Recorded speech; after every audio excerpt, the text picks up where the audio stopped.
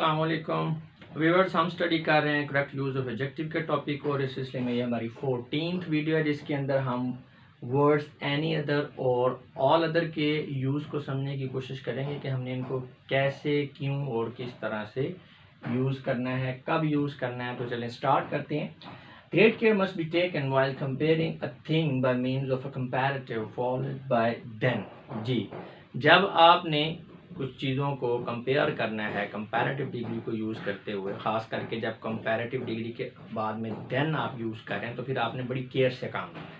अब इसमें केयर वाली क्या बात है, कुछ स्टूडेंट्स सोचेंगे ये केयर वाली बात है।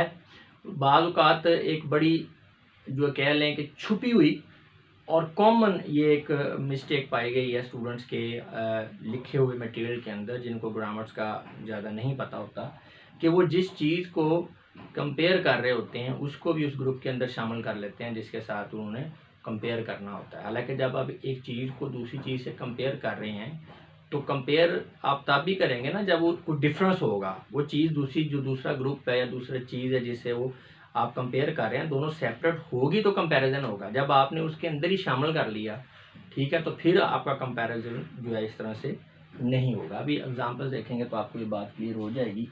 The thing that is being compared must be excluded from the class of things with which it is compared। जी, जिस चीज़ को आप दूसरी चीज़ों से कंपेयर कर रहे हैं तो आपको उस क्लास से, उस ग्रुप से उस चीज़ को अलहदा करना पड़ेगा, उससे निकाल के आपने कंपेयर करना है। This separation could be made by the use of words like any other and all other। जी, आप समझ आइए कि any other और all other की बात हम क्यों कर रहे हैं कि जब आपने एक चीज़ को दूसरी चीज़ों के साथ, क्लास ऑफ थिंग या ग्रुप के साथ आपने कंपेयर करना है तो आपने उस चीज़ को उस ग्रुप से एक्सक्लूड कर देना है, ठीक है, उससे सेपरेट करना है। और सेपरेशन के लिए आप क्या वर्ड यूज़ करेंगे, कौन से, एनी अदर और ऑल अदर। जी, जैसा कि iron is stronger than any metal. अब जिस बंदे को ग्रामर का नहीं ज़्यादा पता वो ये समझेगा कि ठीक है ये सेंटेंस, लेकिन ये गलत है और ये ब्लंडर है, बहुत नेगेटिव इंप्रेशन आपका पड़ेगा एग्जामिनर के अंदर अगर आपने ऐसे किया हुआ। The sentence implies the meaning that iron is stronger than iron because iron is itself a metal। So correct sentence could be as। जी, अब यहाँ पे ये सेंटेंस गलत इसलिए है कि ये जो आपका सेंटेंस है ये मफहूम ये दे रहा है कि आयरन जो है ये आयरन से ही ज़्यादा स्ट्रॉन्गर है। अब एक चीज़ को उसी से तो नहीं आप कंपेयर कर सकते ना, ठीक है। तो ये इसलिए हो रहा है क्योंकि आयरन भी तो मेटल ही है ना। यहाँ पे आपने कहा है आयरन जो है वो किसी भी मेटल यानी वो देन एनी मेटल, किसी एनी मेटल से जो है ना वो स्ट्रॉन्गर है, ठीक है। तो एनी मेटल में तो आयरन भी आ जाता है, ठीक है।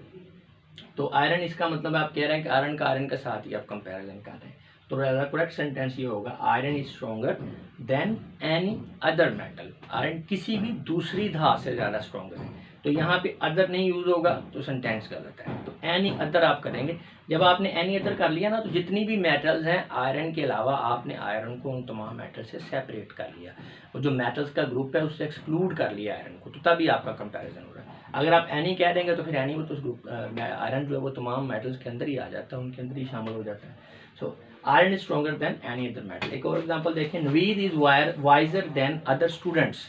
नवीद जो है वो दूसरे स्टूडेंट से जो है वो क्या उसे कहते हैं, अक्लमंद है। अब यहाँ पे ये गलत है क्योंकि नवीद जो है वो भी स्टूडेंट्स के अंदर शामिल हो जाता है, ठीक है। तो आपने सेपरेट करना है नवीद को। Naveed is visor then all other students. Naveed जो है बाकी तमाम स्टूडेंट्स से ज़्यादा जो है वो अक्लमंद है। For in case of comparison by means of superlative, the thing that is being compared must be included in the class of things with which it is compared। जी, ये भी बड़ा इंपॉर्टेंट है। अब इस रूल को जो बंदे अपने जहन में बिठा देते हैं फिर वो यहाँ पे गलती कर लेते हैं आगे। लेकिन जब आपने सुपरलेटिव यूज़ करना है, सुपरलेटिव डिग्री को, फिर आपने उस चीज़ को उस ग्रुप से एक्सक्लूड नहीं करना, आपने उसके अंदर इंक्लूड करना है, उसी के अंदर रखना है। तो सुपरलेटिव का मतलब ये है कि आप उस ग्रुप का हिस्सा हैं और उन तमाम ग्रुप वालों में से आप जो हैं वो अफजल हैं या नीचे हैं, ठीक है, या लोअर लेवल पे हैं या अपर लेवल पे हैं, अपर मोस्ट या लोअर मोस्ट। तो जी, तो जब आपने कंपैरेटिव डिग्री यूज़ करनी है तो फिर आपने अदर लगाना है, अदर। और वैसे जब आप सुपरलेटिव में कर रहे हैं कंपैरिजन तो फिर आपने अदर नहीं यूज़ करना, फिर आपने उसी के अंदर ही उसको शामिल करना है। जैसे कि Naveed is the wisest of all students. Naveed जो है तमाम स्टूडेंट्स में से अक्लमंद है। अगर आप यहाँ पे करेंगे Naveed is the wisest of all other students तो ये गलत हो जाएगा। तो ये भी आपने ख्याल रखना है कि सुपरलेटिव डिग्री को यूज़ करते हुए आपने अदर नहीं यूज़ करना। एक और एग्जांपल देखें। अच्छा, ये जो सेंटेंस है नवीद वाला, ऊपर वाला भी और ये नीचे वाला भी, जो सुपरलेटिव डिग्री वाला और कंपैरेटिव डिग्री वाला जो है, इसको हम एक और फॉर्म में भी लिख सकते हैं। तो उसमें भी देख लेते हैं। Of all students Naveed is the wisest. जी, तो ऑफ ऑल, अदर नहीं है, of all other students Naveed is wisest, तो ये गलत हो जाएगा क्योंकि सुपरलेटिव डिग्री है, अदर यूज़ नहीं करना। तो बस आपने जेहन में ये बैठा लेनी है कि सुपरलेटिव डिग्री जहाँ पे यूज़ हो रही है वहाँ पे आपने अदर को यूज़ नहीं करना। इसी तरह of all the students Naveed is wiser. जी, अदर आ गया तो यहाँ पे वाइजर आ गया। तो ये छोटी छोटी गलतियाँ होती हैं, छोटी छोटी चीज़ें होती हैं जिनको समझना बहुत ज़रूरी होता है, वरना आप गलतियाँ करते हैं लिखते हुए भी। और ख़ास करके जो कॉम्पिटिटिव एग्ज़ाम्स के जो स्टूडेंट्स हैं उनके लिए तो ये क्वेश्चन होता है बाकायदा, करेक्शन ऑफ एरर वाला इंग्लिश के पेपर में। तो उसमें तो फिर आपके डायरेक्ट जो है मार्क्स कट रहे होते हैं। हाँ, आपने कोई टेक्स्ट लिखा हुआ तो उसमें हो सकता है कि रीडर जो है तेज़ी में से गुजर गया तो उसने इग्नोर कर दिया, लेकिन होता नहीं है। जो अच्छे रीडर हैं, क्योंकि वो जो चेक करने वाले होते हैं, एग्जामिनर्स बड़े एक्सपर्ट होते हैं, सारी ज़िंदगी उनकी इन्हीं कामों में गुजरी होती है, तो वो गलती इस तरह की इग्नोर होती नहीं, उनको पता चल जाता है कि इसको ग्रामर नहीं आती।